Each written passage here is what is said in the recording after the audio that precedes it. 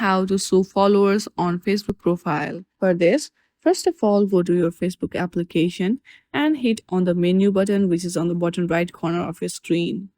From there, go through the setting and privacy and hit on the settings. If you scroll down there, you'll see how people find and contact you. Go through it and make sure that it is set to public or everyone. Once you do this, go back and go through the followers and public content.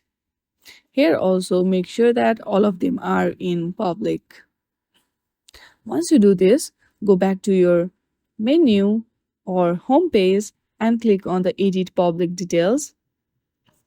Scroll down and again click on the edit your about info, and if you scroll down at the last, then just below the following you will see follower list if there are any followers in your Facebook. Thank you for watching this video. I hope you like this video. If you like this video, then please do not forget to like and subscribe to our channel.